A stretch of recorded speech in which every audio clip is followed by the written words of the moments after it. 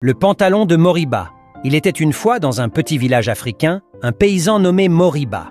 Moriba travaillait dur sur son minuscule lopin de terre. La tâche était pénible. La terre, sèche et craquelée, cuisait sous le soleil brûlant. Un jour, le village se prépara pour une grande fête. Moriba, tout excité, se demanda « Comment vais-je être à la hauteur de l'événement ?» Il avait bien un problème. Tous ses pantalons étaient vieux, râpés et usés jusqu'à la corde. Alors, il rassembla toutes ses économies et se rendit à la boutique du village.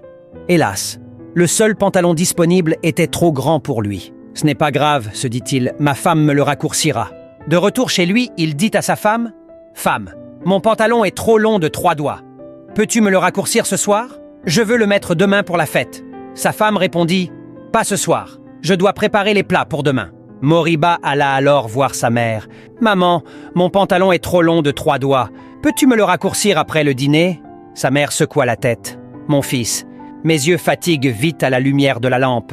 Je ferai ça demain, quand le soleil sera levé. » Enfin, Moriba se tourna vers sa fille Binta. « Binta, mon pantalon est trop long de 3 doigts.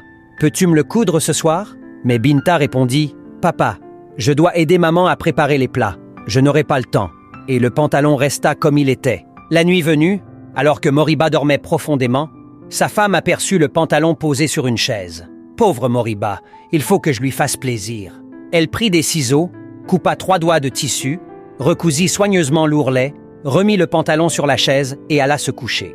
Un peu plus tard, sa mère, roulée dans sa couverture, se dit « Mon pauvre fils, tant pis pour mes yeux, je vais l'aider. » Elle se leva, coupa encore 3 doigts de tissu, recousit, puis remit le pantalon en place. Plus tard encore, Binta, incapable de dormir, pensa « Ce cher papa !»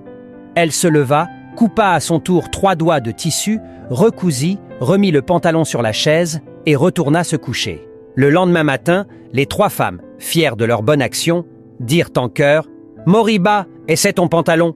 Chacune pensa que les autres l'avaient vu coudre la veille. Moriba enfila son pantalon qui lui arrivait maintenant à peine sous les genoux. Et c'est ainsi que dans bien des villages d'Afrique, on parle encore du pantalon de Moriba pour se moquer gentiment d'un pantalon trop court.